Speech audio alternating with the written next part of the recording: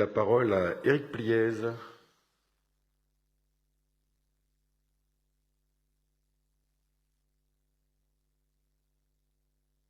On enlève les masques, je crois, pour parler. Tout à fait. Très bien. Monsieur le maire, chers collègues, la politique de la ville vise à la mise en œuvre d'actions et projets de rattrapage pour les habitants et les quartiers qui subissent le plus durement les effets de la crise économique, de la crise sanitaire, du chômage et de la pénurie de logements abordables. 17% des Parisiennes et des Parisiens, parmi les personnes et familles les plus modestes, bénéficient, dans le cadre du contrat de ville, de l'intervention prioritaire de la municipalité. L'originalité de cette politique réside dans la transversalité et le décloisonnement des interventions. Avec plus de 257 millions affectés aux quartiers populaires, soit une augmentation de 7% par rapport à 2020, dans un contexte budgétaire contraint, ça a été dit avant moi, la municipalité parisienne consacre donc la priorité absolue donnée à la réduction des inégalités sociales, économiques et territoriales dans la capitale, et je m'en félicite. Ces crédits supplémentaires financeront des actions innovantes et des mesures anti-crise qui résonnent dans le 20e arrondissement, comme l'expérience territoire zéro chômeur de longue durée, évoquée lors du dernier conseil, mais aussi le financement des appels à projets pour la transition écologique, les opérations zéro déchet qui traduisent en actes notre volonté de changer les comportements sans pénaliser les classes populaires. Lutter contre la reproduction des inégalités et de la pauvreté de génération en génération passe par un engagement fort dès la petite enfance et tout au long de la scolarité. 91 millions sont ainsi consacrés en 2022 à la rénovation des établissements et à la création de 3 équipements de petite enfance.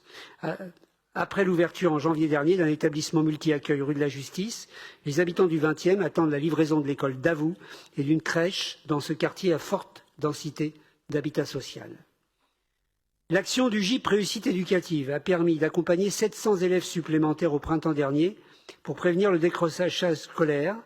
Ces efforts seront poursuivis en 2021 avec 300 élèves supplémentaires accompagnés dans ce cadre, notamment pour les enfants des quartiers Belleville-Amandier et des Portes du 20e.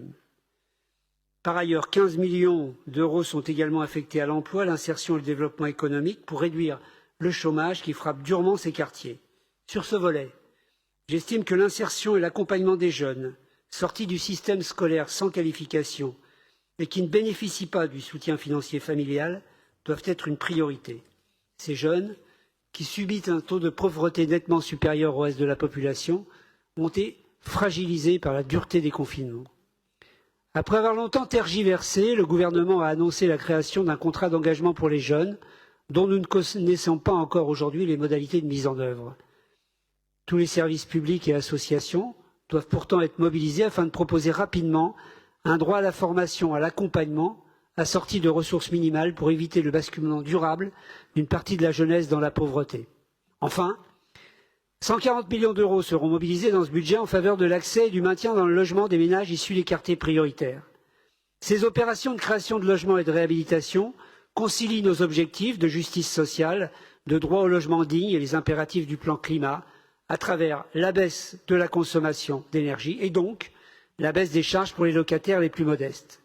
La relance des opérations de renouvellement urbain sur le quartier de Piton du Vernois illustre cet effort en actes avec des engagements qui sont tenus sur le relogement, l'accompagnement social des ménages en difficulté, les aménagements du futur quartier et le fort soutien aux associations locales déjà sur place. Enfin, ce budget tient compte des effets de la crise sanitaire qui a aggravé la précarité alimentaire depuis 2020. Grâce aux nombreuses initiatives citoyennes accompagnées par les associations et à l'action des services municipaux, nous poursuivrons les opérations de distribution alimentaire dans les quartiers en veillant à la qualité des produits dans une logique de développement durable et de réponse aux besoins fondamentaux. Lutter contre la ségrégation sociale et territoriale est un combat de tous les instants. À l'heure où le gouvernement est silencieux sur le devenir des quartiers populaires et de leurs habitants, nous faisons le pari de leur émancipation. Merci.